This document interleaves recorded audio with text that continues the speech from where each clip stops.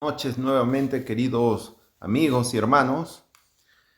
Esta noche vamos a continuar con la parte número 2, titulado La Iglesia Adventista no es Babilonia. Como ustedes pueden ver que eh, este seminario está sacado del libro que ustedes pueden apreciar en la pantalla, Testimonio para los Ministros de Ellen White.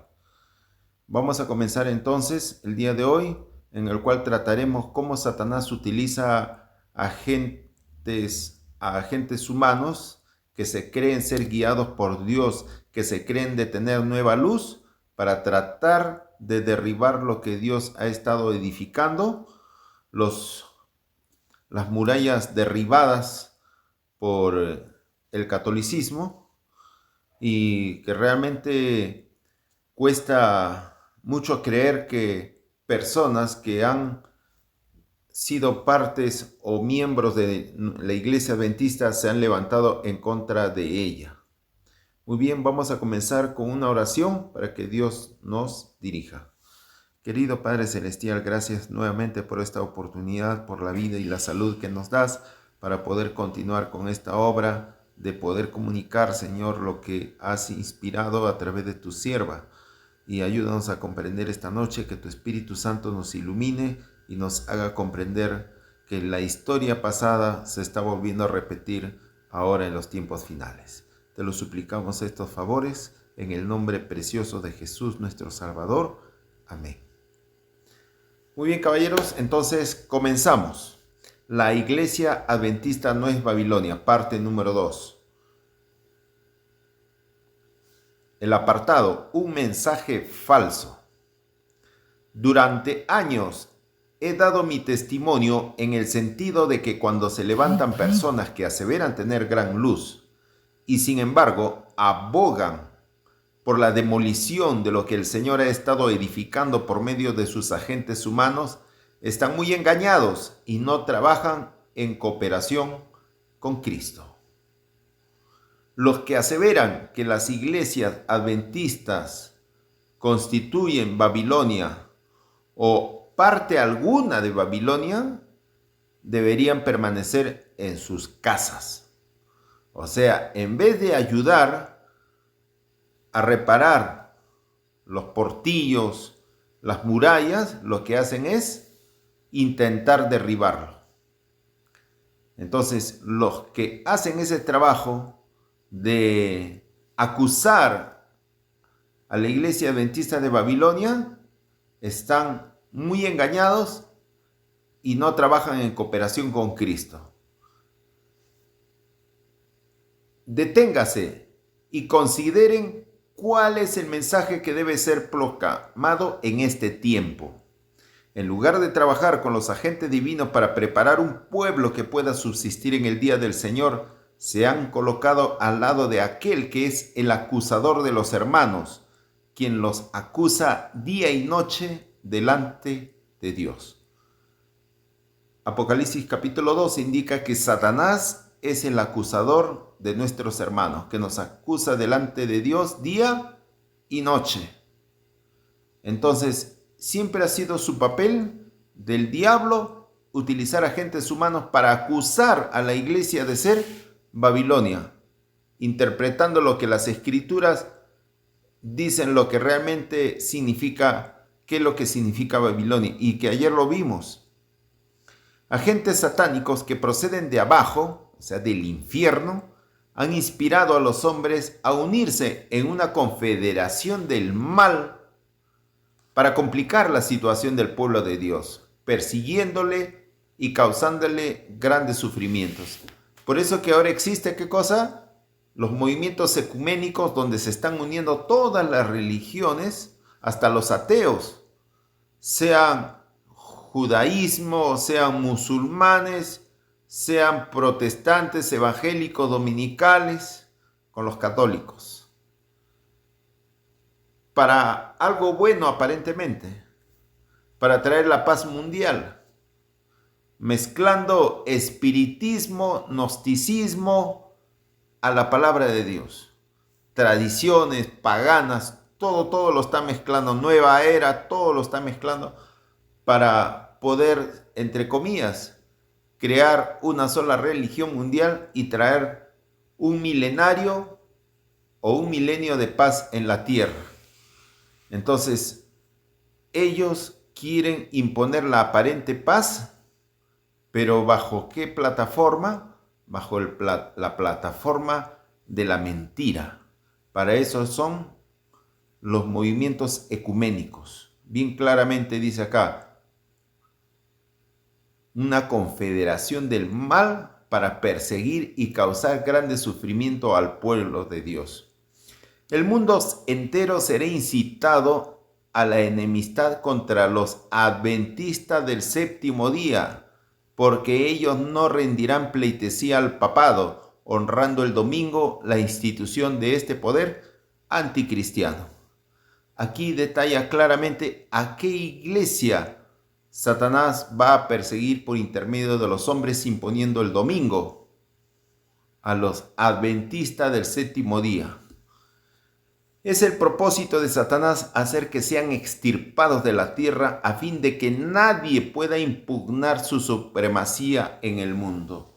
Ese es el propósito del enemigo, de que no quede ni un solo guardador del sábado en todo el mundo.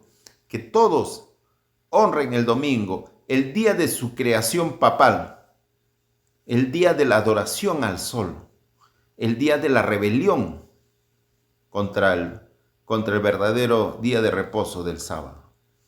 Entonces, él quiere dominar, él quiere reinar solo con todos los rebeldes para seguir luchando en su rebelión contra el Dios del cielo. Por eso es el motivo de que odia a muerte y justamente va a hacer que todo el mundo tenga enemistad con el pueblo que guarda los mandamientos de Dios y tienen la fe de Jesús. Por eso es que hace la obra de acusación. Y cada vez sus acusaciones serán de más peso.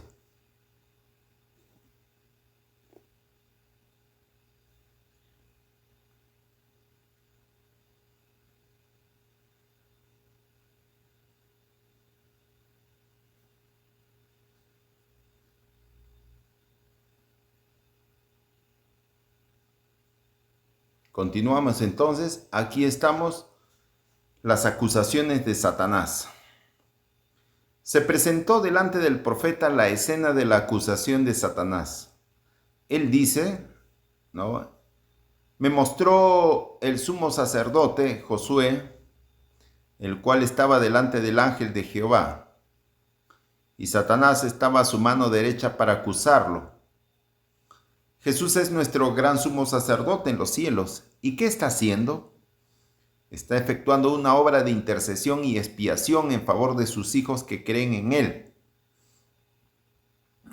Por medio de la justicia imputada de Cristo, los miembros de su pueblo son aceptados por Dios como personas que confiesan ante el mundo que pertenecen a Dios, guardando todos sus mandamientos.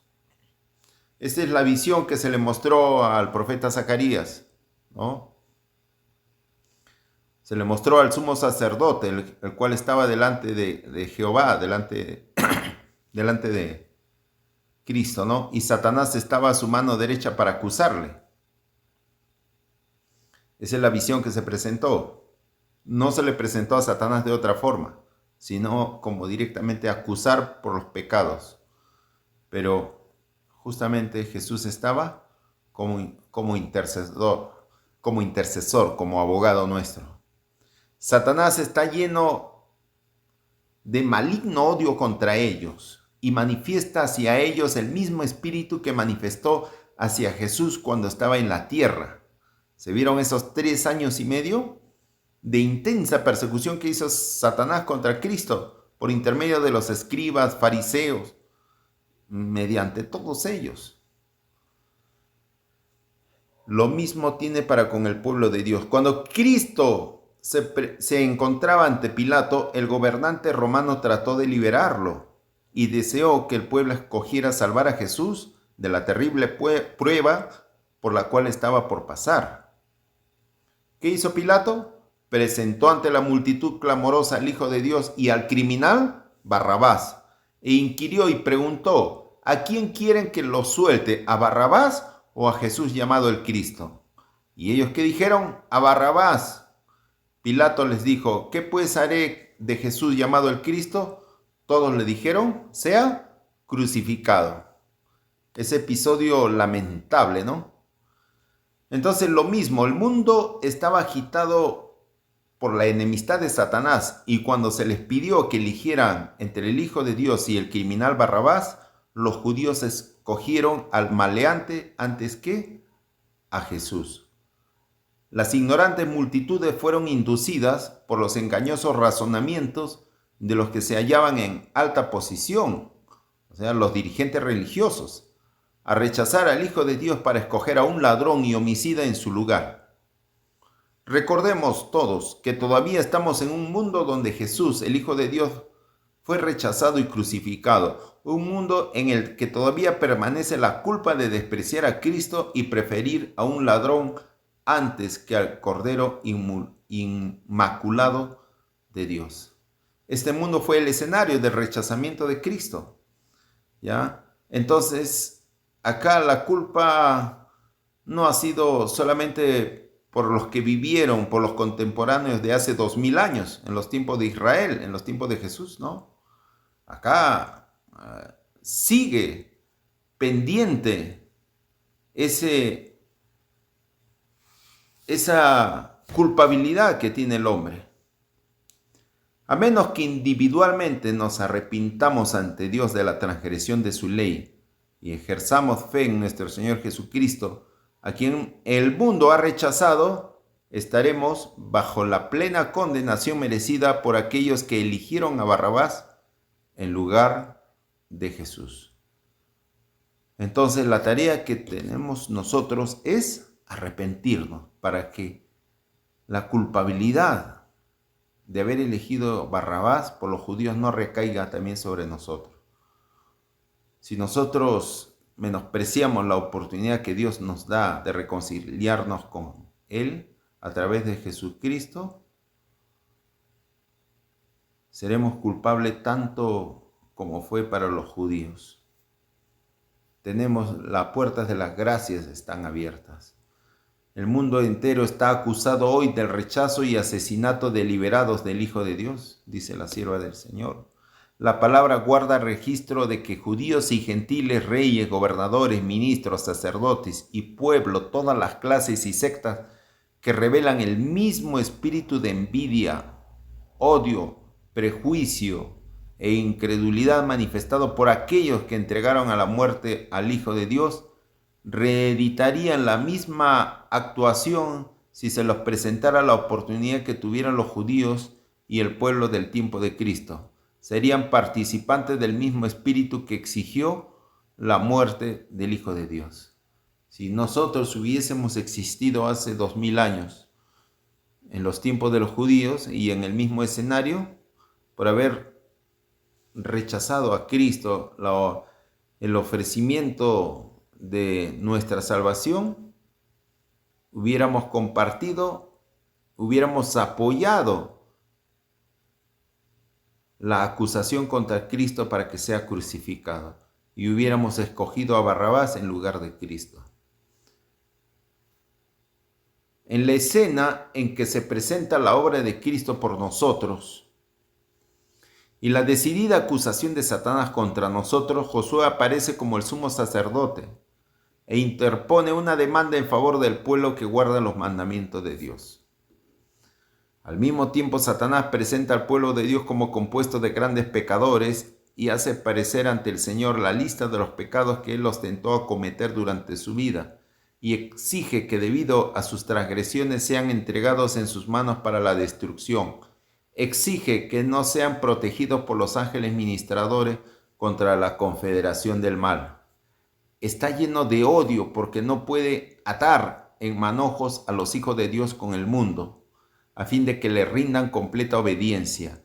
Reyes, príncipes y gobernantes han colocado sobre sí mismo el rótulo del anticristo y son representados por el dragón que va a hacer guerra contra los santos, los que guardan los mandamientos de Dios y tienen la fe de Jesús. en su enemistad contra el pueblo de Dios, se muestran culpables también de la elección de Barrabás en lugar de Cristo. Así es, nada hay nuevo debajo del sol.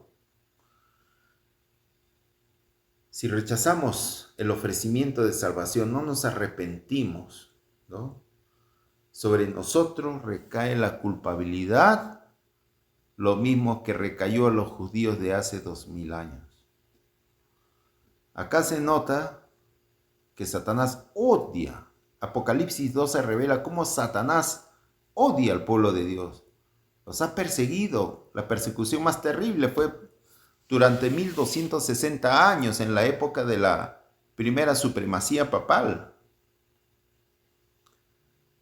Los cristianos fueron perseguidos, siendo devorados en el Coliseo romano por los leones, quemados vivos en la hoguera, algunos en la guillotina, otros murieron en las mazmorras, en esas cárceles.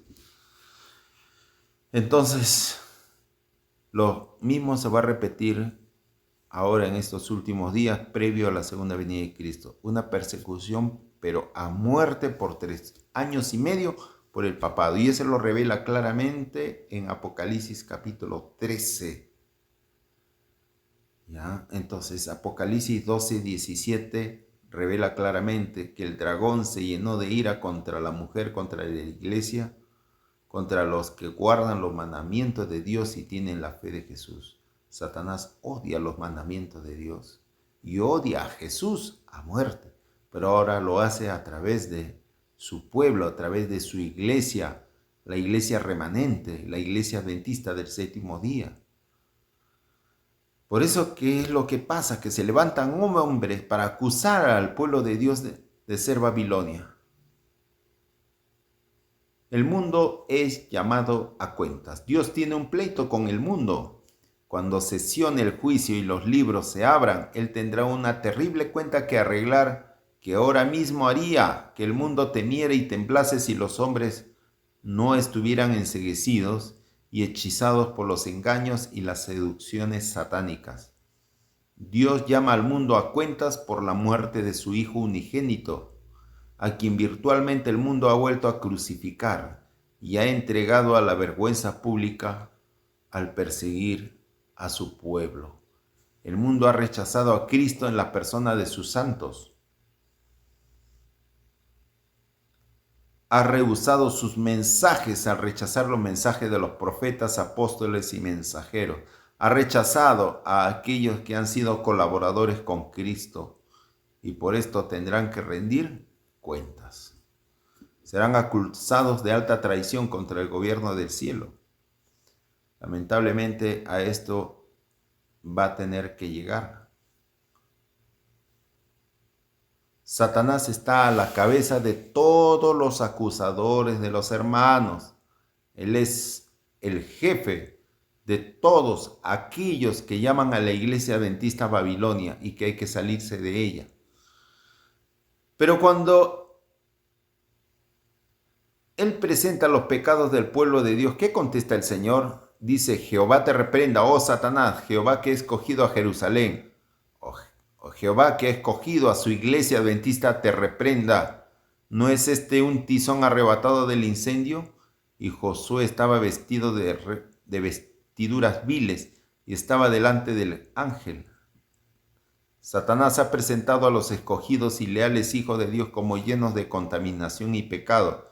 Él podría describir específicamente los pecados de que habían sido culpables. ¿No había puesto él en marcha toda la confederación del mal para inducirlo por sus artes seductoras a esos mismos pecados? Porque Satanás es el originador, tiene una memoria tremenda, una inteligencia tremenda, que se acuerda de todos los pecados que ha hecho cometer a cada hijo de Dios. Pero ellos, o su iglesia, se habían arrepentido, habían aceptado la justicia de Cristo, estaban por lo tanto ante Dios vestidos del manto de la justicia de Cristo. Y habló el ángel y mandó a los que estaban delante de él, diciendo: quitadle esas vestiduras viles. Y a él le dijo: mira, que he quitado de ti tu pecado y te he hecho vestir de ropas de gala. Todo pecado del cual habían sido culpados fue perdonado, y estaba en pie delante de Dios como elegidos y fieles, como inocentes, como perfectos, como si nunca hubiera pecado. Alabado sea el nombre de Dios, el nombre de Cristo, que nuestras vestiduras viles son cambiados. ¿Por qué? Por la ropa de Cristo, que por el manto de su justicia, que nos imputa a nosotros por su sangre preciosa derramada en la cruz. Qué canje tan maravilloso, cuánta misericordia tiene el Señor para con sus hijos pecadores, viles, pero así nos ama tanto. La palabra de aliento después dijo, pongan mitra limpia sobre su cabeza.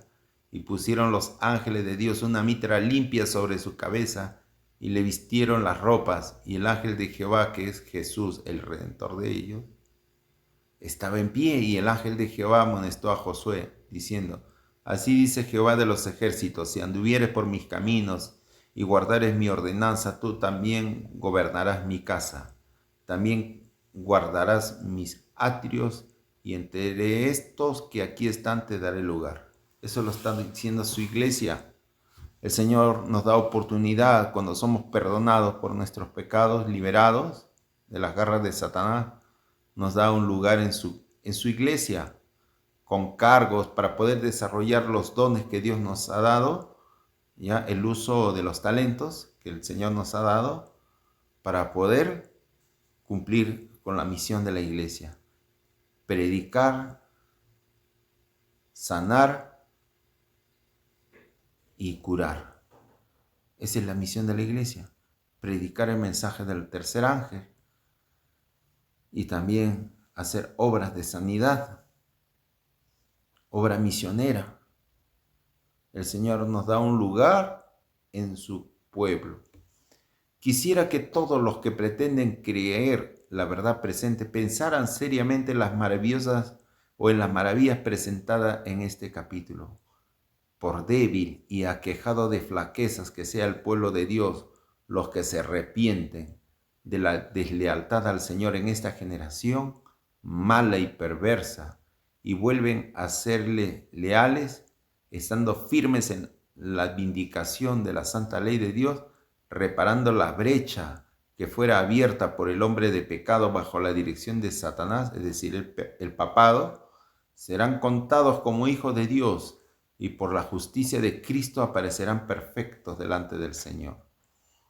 Esa es la oportunidad que tenemos todos de trabajar para reparar la brecha que fue rota, abierta por las falsas doctrinas del catolicismo.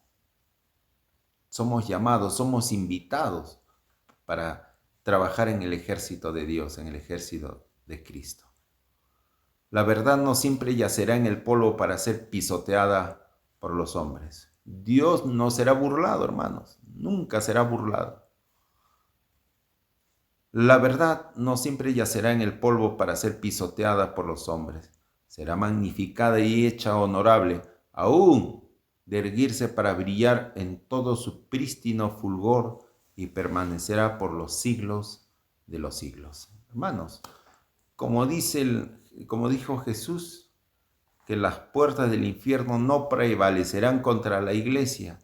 Así haya huracanes como acá de haber en Valencia, en España, aunque sea azotado por huracanes, tornados, la iglesia parecerá que va a caer, pero no caerá.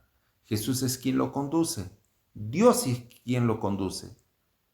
Porque es el único objeto de su amor que existe aquí en la tierra, su iglesia.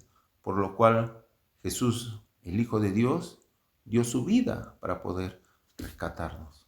Por eso hay que tener mucho cuidado de no acusar al pueblo o a la iglesia adventista o a la iglesia remanente por la cual Cristo dio su vida, de estar acusándolo de ser Babilonia o de ser la hermana de la Babilonia caída, como así muchos disidentes que han formado su propia iglesia, que se han salido de la organización del pueblo de Dios para formar su grupo independiente, para disque ayudar a la predicación del mensaje del tercer ángel, están acusando paralelamente a la iglesia adventista de ser una iglesia caída y que hay que salirse de ella para unirse a esos grupetes, a esos disidentes, que son prácticamente los agentes de Satanás, porque Satanás es el acusador de nuestros hermanos, como dice Apocalipsis 12.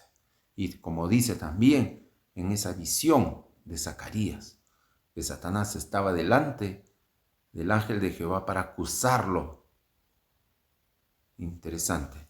Muy bien, eso es lo que he querido traerlos hoy. En estos días estaremos transmitiendo la parte número 3 y así iremos continuando. Vamos a agradecer a Dios con una oración por esta sesión que nos ha bendecido.